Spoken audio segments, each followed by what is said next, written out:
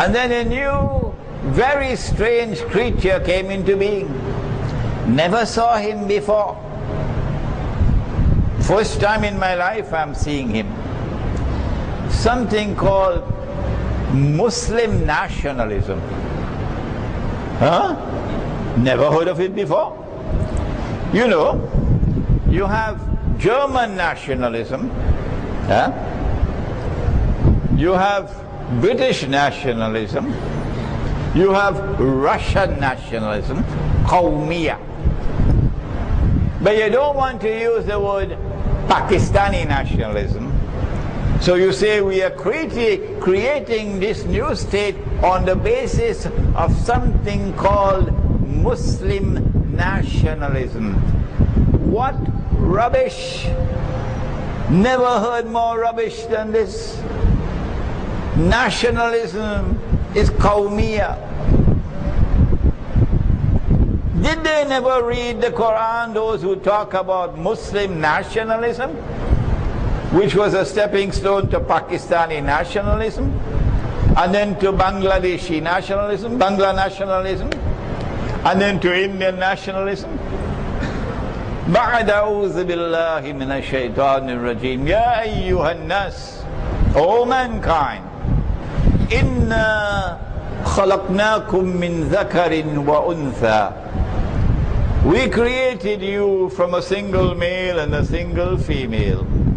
وَجَعَلْنَاكُمْ شُعُوبًا وَقَبَائِلًا, and then we caused you to emerge as nations and tribes. Yes, Allah recognizes in the Quran the existence of nations and tribes.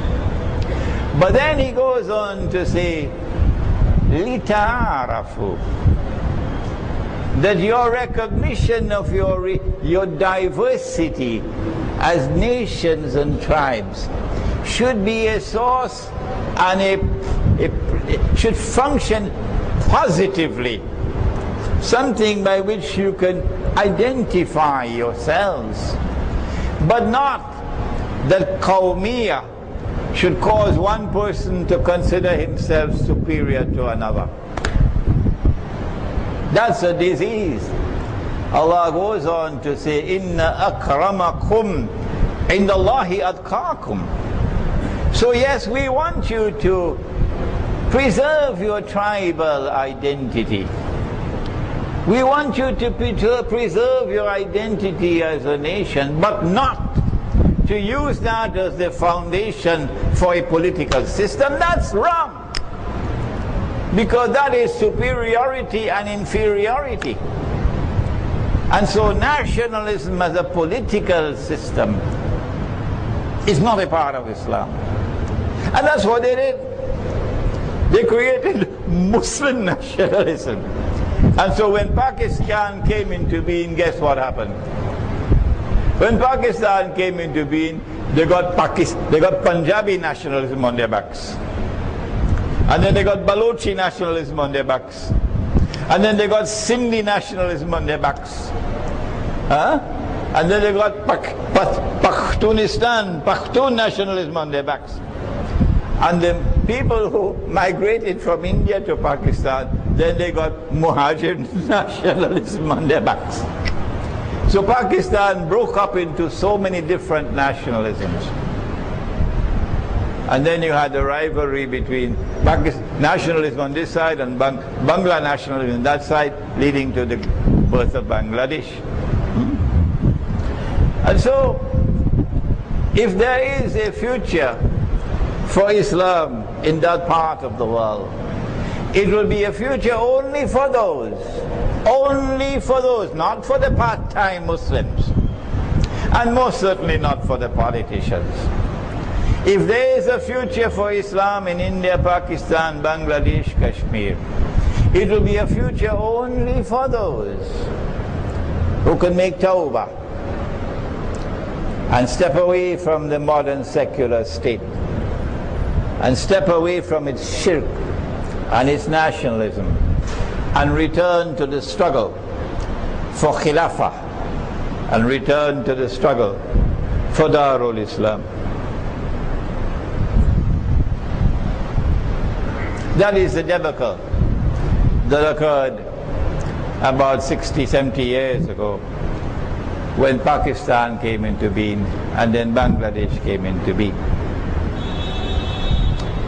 If we are to step away from that debacle and return to Khilafah, the struggle to restore Khilafah, it will make the heart so happy to know that we don't have long to wait.